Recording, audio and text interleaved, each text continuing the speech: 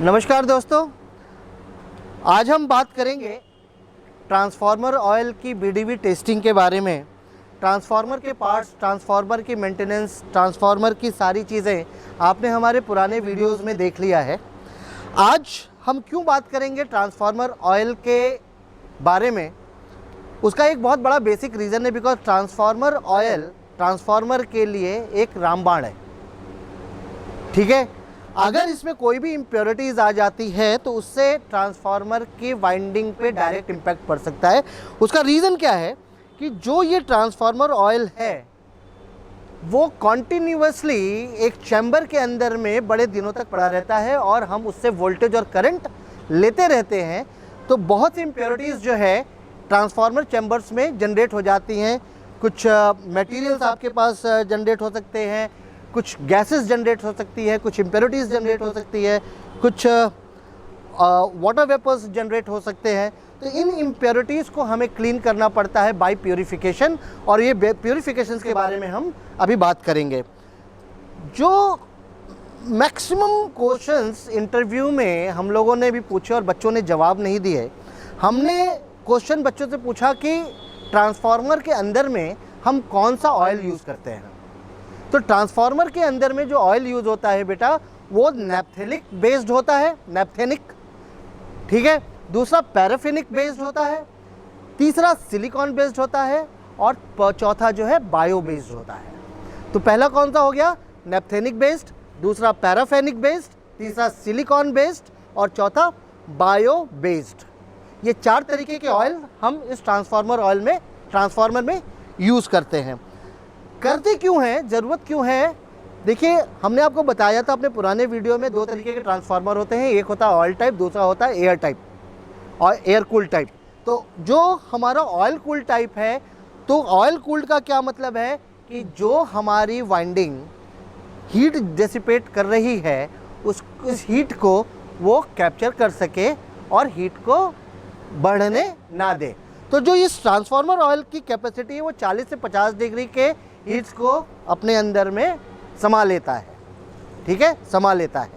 तो अब इसमें कंडीशंस क्या हुई कि अगर अंदर में इम्प्योरिटीज़ आ गई तो उस इम्प्योरिटीज़ को हम कैसे चेक करें, ये बहुत बड़ी चीज़ होती है। तो हमने वर्ड यूज़ किया था BDV, बॉम्बे दिल्ली वाराणसी की बात नहीं कर रहा हूँ, मैं बात कर रहा हूँ ब्रेक डाउन वोल्टेज के। ब्रेक डाउन वोल्टेज क्या है और किस लिमिट पे काम करता है, ये भी क्वेश्चंस बहुत इंटरव्यूज़ में पूछे जाते हैं जो बच्चे जवाब नहीं दे पाते हैं। तो बेटे 11 kV हो तो 40 से 50 और 33 है तो 50 से 60 के बीच में 60 kV RMS वैल्यू, यानी 50 kV RMS वैल्यू। RMS का मतलब है root mean square value of your strength. अब ये स्ट्रेंथ कैसे काम करेगी हम आपको दिखाएंगे। मेरे साथ बहुत पुराने शख्स हैं, अपना नाम बताइए।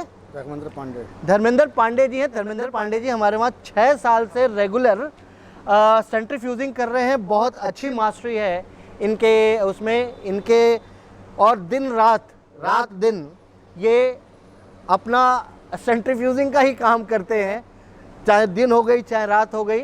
तो ये एक तरीके के ट्रांसफार्मर के माली हैं, ठीक है, ट्रांसफार्मर के माली हैं। तो पांडे जी आज हम दिखाते हैं जरा कैसे ये वर्क करता है। इसको निकालिए जरा, चैम्बर हमें दीजिए हाथ में, कपड़ा। चलिए आइए इधर से। तो देखिए, आप इस देखिए, ये चैम्बर है, एक मिनट मुझे दे दीजिए। ये देखिए आप, ये एक चैम्बर है।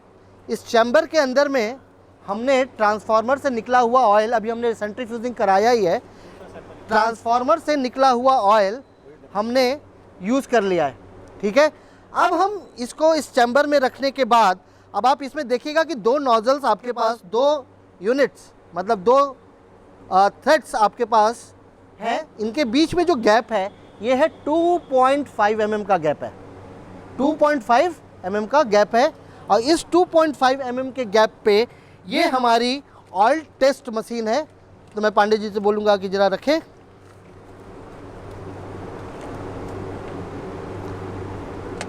हमने इस चैम्बर को इस दो पोटेंशियल पॉइंट्स के बीच में फंसा दिया अब हम एक एक्सटर्नल वोल्टेज सप्लाई देंगे और आप इस मीटर पे देखिएगा, क्योंकि अब ये पहले जब हमने किया तो 40 kV के करीब में हमारे पास 35 kV के करीब में इसकी BDV वैल्यू आई। इसके अंदर में मतलब इम्प्योरिटीज़ थी।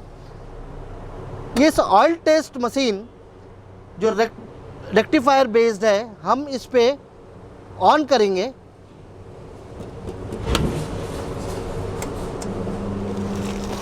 और आप देखिए ये सुई केवी बता रही है। केवी का मतलब है 1000 वोल्ट, यानी 20,000 volt, 22,000 volt, 25,000 volt, 25,000 kilo volt, 40,000 kilo volt, और ये 45 पे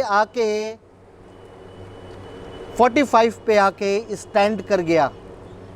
45 पे आके स्टैंड कर गया। एक बार फिर से कहूँगा मैं पांडे जी को, जैसे एक बार डिक्रीज कर दें। देखिए हम इसको फिर रीटेस्ट करके आपको दिखा रहे हैं।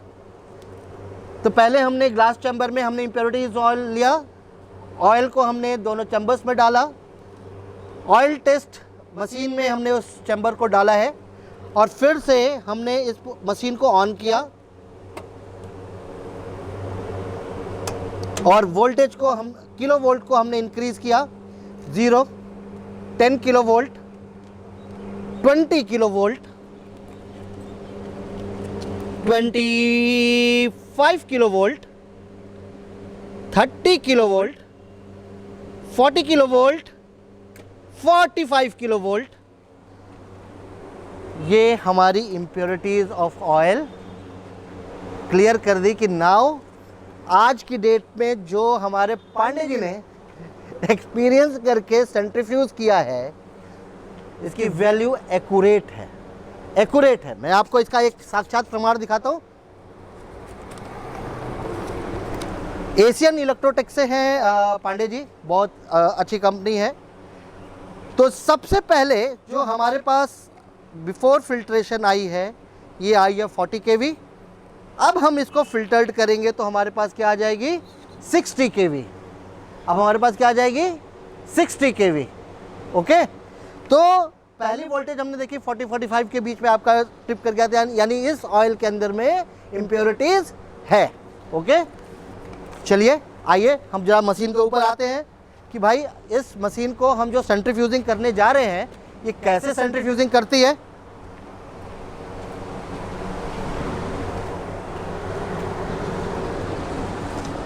छोड़ दीजिए बस, ठीक है, काफ़ी है। तो हम आपको इस पर जरा सा कंसंट्रेट करिए। तो ये एक फिल्ट्रेशन मशीन है, ट्रांसफार्मर ऑयल फिल्ट्रेशन मशीन है। अब ये ट्रांसफार्मर ऑयल फिल्ट्रेशन मशीन कैसे काम करती है, अब मैं आपको दिखाता हूँ। देखिए, सबसे पहले हमने जो ट्रांसफार्मर का आउटपुट है, ट्रांसफार्मर के ऑयल का जो आउटपुट है, उस आउटपुट को हमने इस मशीन के इनपुट में डाल दिया और जो इससे सेंट्रीफ्यूजिंग जाएगी वो इसके आउटपुट मतलब इनपुट में चली जाएगी। ठीक है, तो उसका आउटपुट इसका इनपुट, इसका इनपुट उसका आउटपुट। ठीक है, तो मैंने ट्रांसफार्मर ऑयल लिया पाइप से, हमने इस मशीन में डालेंगे। इस मशीन में डालने के बाद जो सेंट्रीफ्यूज हो जाएगा, फिर हम उसको रीफिल्ड कर देंगे ट्रांसफार्मर के अंदर में। तब तक करेंगे जब तक कि इसकी BDV की वैल्यू 60 kV RMS नहीं आ जाती है। आइए चलिए, अब देखिए हमने एक सैम्पलिंग कॉक लिया। ठीक है, हमने यहाँ पर देखिए इस मशीन पे जो हमने आउटलेट से इनपुट लिया, वो हमारे पास एक टेम्परेचर कंट्रोल चैम्बर में गया। ठीक है, जिस टेम्परेचर कंट्रोल्ड का चैम्बर 40 से 50 डिग्री है, ठीक है, 40 से 50 डिग्री का टेम्परेचर है, उस 40 से 50 डिग्री के टेम्परेचर के कंट्रोल कैबिनेट में गया। उस कंट्रोल कैबिनेट में जाके वो प्री फिल्टर चैम्बर में गया। तो जाके जो भी कंपाउंडिंग है, जो भी प्रेसिपिटेट है, कोई भी मिनरल कंपाउंड्स हैं, तो यहाँ पर ये फिल्टर्ड हो गया। जैसे स्टेनर लगाते हैं, उसी तरीके से हम इस इनपुट वाटर ऑयल को फिल्टर इनलेट की तरफ में जाली, जिसको छन्नी कहते हैं हिंदी में, छन्नी, उस छन्नी के थ्रू पे हमने पहले ऑयल डाला। उस ऑयल को फिर हमने प्री फिल्टर चैम्बर में ले लिया। प्री फिल्टर चैम्बर से छान के और उसको 40 से 50 डिग्री का हीट दे के हमने उसको फिर से फाइन फिल्टर के टैंक में लिया।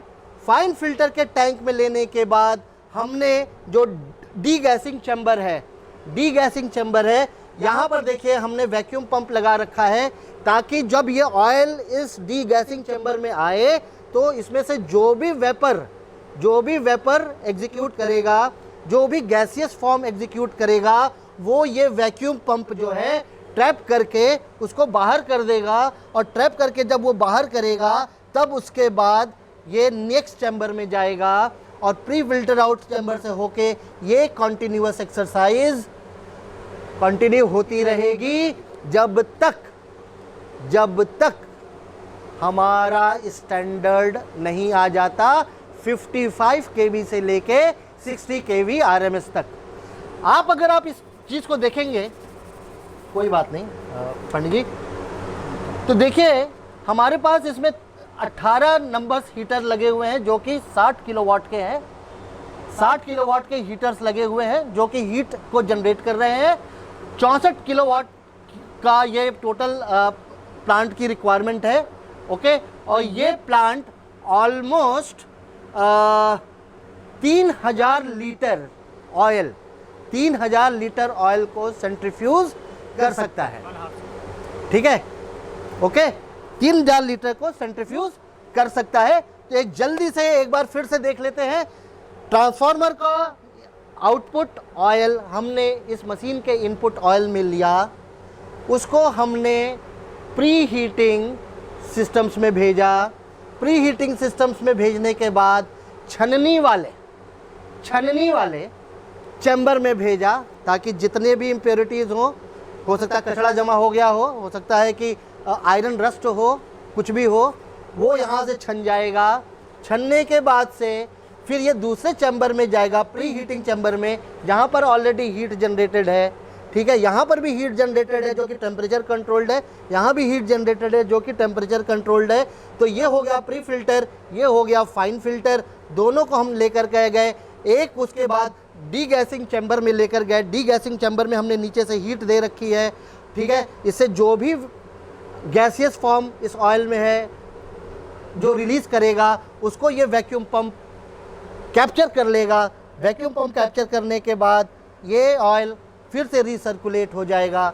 This is called a filtration machine.